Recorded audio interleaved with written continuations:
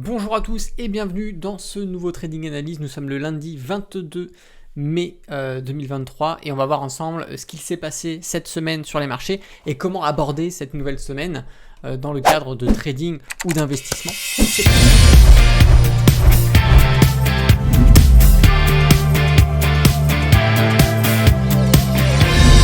Bonjour à tous, c'est Alexandre, le trader indépendant, et aujourd'hui, comme chaque semaine, nous allons voir un petit peu ce qu'il s'est passé sur les marchés. Alors oui, peut-être que certains auront remarqué, nouvel environnement, c'est provisoire, mais au moins on a récupéré une bonne connexion internet, parce que là où c'était positionné le bureau avant, c'était pourri. Voilà, pour ceux qui ont connu les aventures de la fameuse clé 4G, etc. Aujourd'hui, c'est la fibre, donc ça fonctionne du tonnerre. Mais voilà, l'environnement est provisoire, vous verrez que ça changera bientôt, très prochainement. Du coup, alors on va commencer par le CAC 40, mais avant tout ça, n'oubliez pas de mettre un petit pouce. Si vous n'êtes pas abonné à la chaîne YouTube, eh bien abonnez-vous. Et puis je vous invite à laisser votre petit commentaire sous cette vidéo. Alors concernant le CAC 40, rien de vraiment très nouveau par rapport aux dernières vidéos que l'on a faites, où tout simplement je vous faisais savoir qu'on arrivait sur ce fameux plus haut. D'accord, qu'on avait fait une pointe ici sur janvier, en début d'année, janvier 2022, et que tout simplement le niveau sur lequel on est, c'est ce niveau. D'accord, on a, n'oubliez pas, en termes de prix, les 7600 juste ici, et donc vous voyez que c'est exactement le niveau de prix qu'on est allé chercher sur ces bougies-là, du mardi 25 avril, avant de redescendre. Et tout simplement, on est en train de travailler cette zone de résistance. On travaille cette zone de résistance, donc pour les achats, effectivement, ici, c'est assez compliqué, parce que ça nous fait acheter une résistance. Dans le cadre d'un investissement long terme, on évitera de se positionner sur ces niveaux-là. On attendra plutôt des reculs sur des supports. Et dans le cadre d'un swing trading, c'est pareil. On va plutôt ici chercher des ventes. D'ailleurs, en swing trade, là, pour ceux qui regardaient sur des petites UT, 30 minutes, 15 minutes, on avait de beaux signaux d'entrée en vente.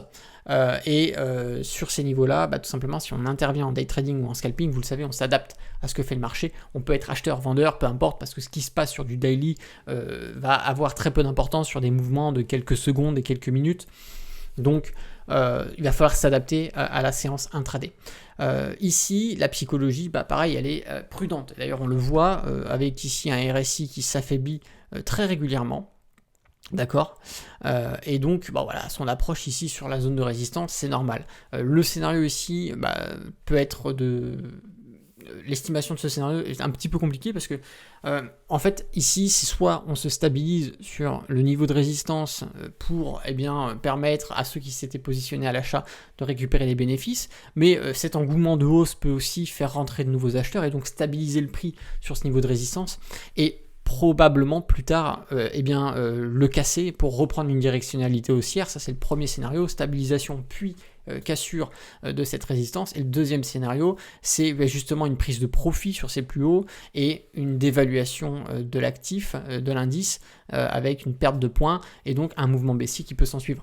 Là encore une fois, on peut pas savoir à l'avance ce qui peut se passer sur les mouvements, on peut juste le constater, mais il faut avoir en tête ces deux scénarios qui sont deux possibilités pour ne pas être surpris quand le mouvement intervient et puis savoir déjà à l'avance comment est-ce que vous en tant qu'investisseur ou en tant que trader, vous allez intervenir. On va avoir ici le DAX qui, rappelez-vous ce que je vous disais, comparé au CAC 40 où on avait dépassé le dernier plus haut ici, mais on stabilisait toujours sur ce niveau de résistance. Lui, le DAX arrive tout juste sur les derniers plus hauts du début d'année 2022. Vous voyez, on a ici un niveau de résistance, bam, on est pile poil dessus, d'accord. Et ici, on va avoir en plus, un niveau de prix des 17 000. Alors je sais qu'on est quand même assez loin des 17 000, mais plus on s'en approche, plus l'effet de ce niveau de prix peut se faire ressentir. Donc on va avoir pareil un intermédiaire qui est les 16 500 ici, et ce qui nous donne ici une superposition de niveaux de résistance qui peut ici être assez problématique dans la continuité d'une progression haussière des prix ici du DAX. Donc arriver ici effectivement, c'est clairement pas le moment d'acheter. Dans le cadre d'un investissement long terme, d'un swing trade, on va plutôt chercher des ventes, et dans le cadre d'un day trading ou d'un scalping, on va plutôt s'adapter à la séance intraday, donc on peut être aussi bien acheteur que vendeur. Encore une fois, ça dépendra de ce qui se passe sur la séance. Ici, on le voit bien, de toute façon, qu'on a eu plusieurs signaux avec des affaiblissements successifs du RSI lors de la construction de plus haut à chaque fois, ici on a eu la même chose, hein, d'accord, hop, hop.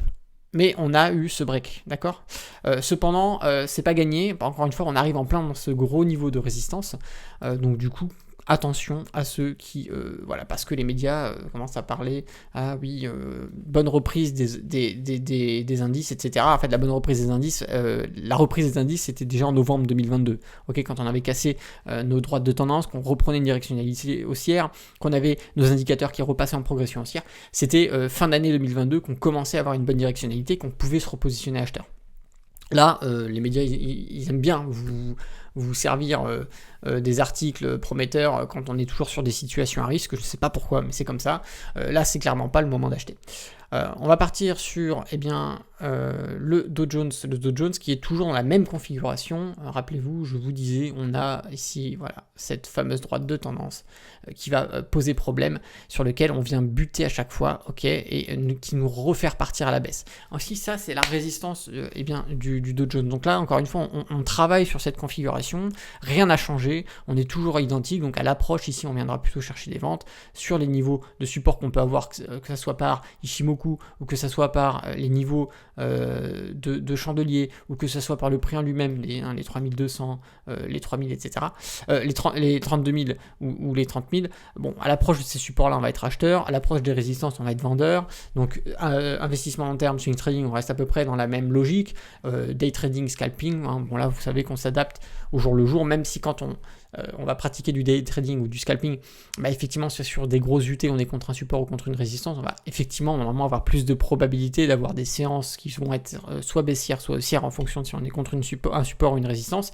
Mais ça n'empêche que parfois les séances intraday peuvent être carrément à l'opposé de ce que l'on peut avoir sur des grosses UT, donc à ne pas négliger. Donc ici, US30, moi j'attendrai d'arriver soit sur la résistance, soit sur le support pour intervenir. Donc ici on reste observateur. Le Nasdaq qui, encore une fois, est complètement... aime bien avoir ses propres mouvements, sa propre logique, sa propre mécanique par rapport au Dow Jones ou au SP500. Ici, on arrive sur cette fameuse zone. Rappelez-vous, pour ceux qui avaient vu les derniers trading analyses, je vous disais qu'ici, c'était une zone de travail plus haut. Donc ici, on a un gros niveau de support. Et c'est actuellement sur lequel on est. Voilà. Donc là, encore une fois, vous avez compris, niveau de support, on évite de faire des achats, on ira plutôt chercher des ventes. Si vous faites de l'investissement long terme, vous achetez des ETF, Nasdaq, etc. Attendez un petit peu, il y a moyen d'optimiser, donc on ne rentre pas maintenant. Swing trading, on va attendre des signaux de vente, pourquoi pas.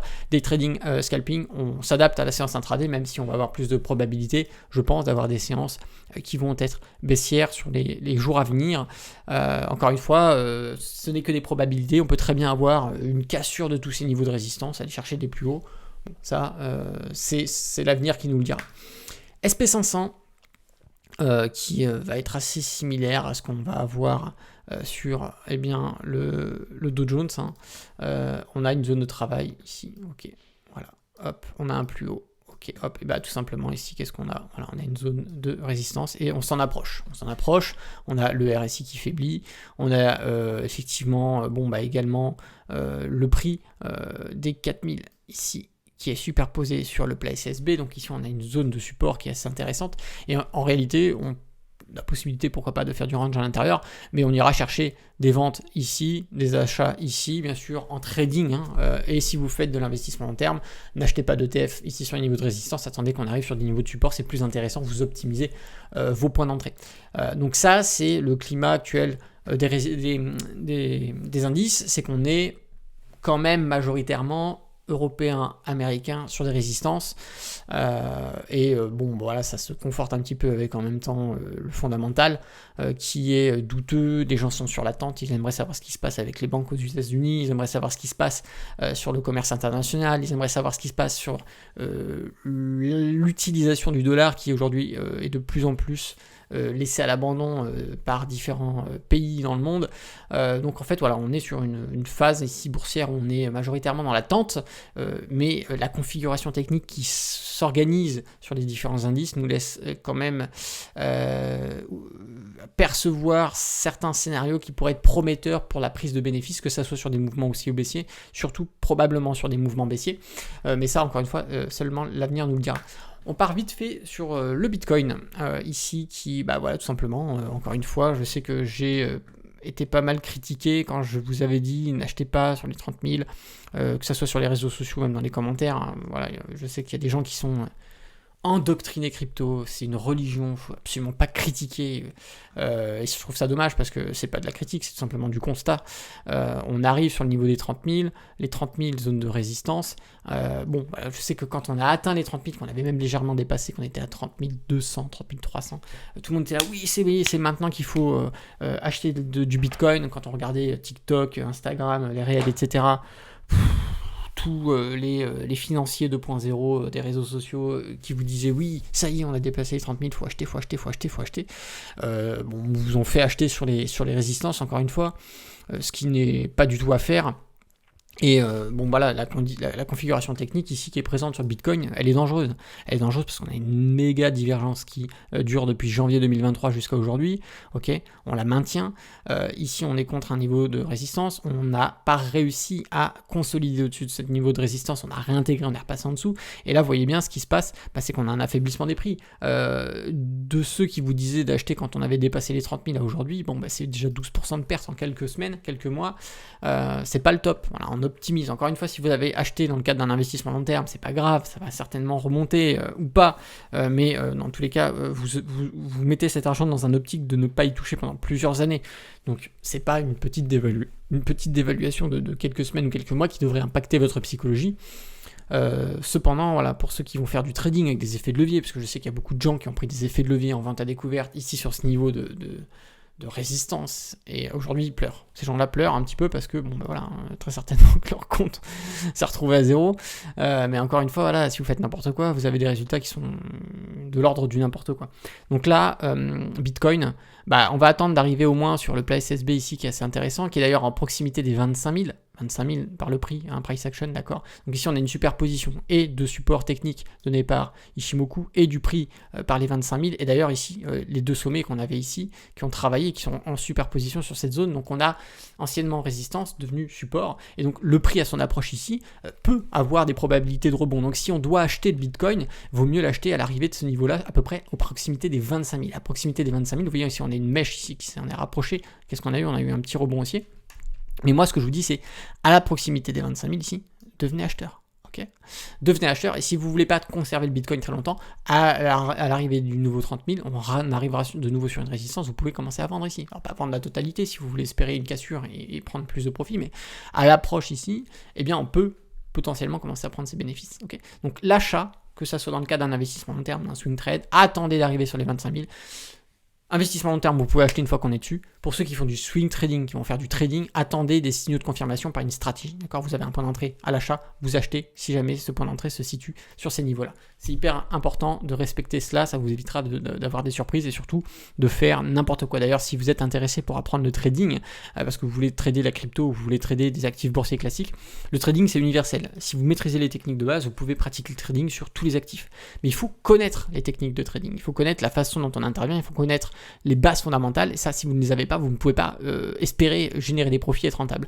Donc si vous souhaitez rejoindre l'école Alex Trading, je vous invite, vous avez le lien dans la description pour rejoindre notre formation complète. Si vous êtes débutant, que vous ne savez pas par quoi démarrer, je vous propose la formation Gagner ses premiers trades, qui est vraiment dédiée aux débutants pour apprendre le trading de A à Z, en partant de zéro, que ce soit pour trader ensuite le forex, les indices, les actions, la crypto-monnaie, le trading. C'est universel, ça s'apprend, une fois que vous le pratiquez, vous pouvez le pratiquer sur ce que vous voulez. Voilà, donc si cette vidéo vous a plu, n'oubliez pas de mettre un petit pouce. Si vous n'êtes pas abonné à la chaîne YouTube, abonnez-vous, surtout activez la cloche, c'est hyper important. Puis si vous voulez poser des questions, vous voulez savoir, vous voulez partager un petit peu ce que vous faites à la communauté, n'hésitez pas à le faire savoir dans les commentaires sous cette vidéo. C'était Alexandre, le trader indépendant, je vous dis à bientôt dans une prochaine vidéo, et d'ici là, tradez bien sur les marchés financiers, ciao.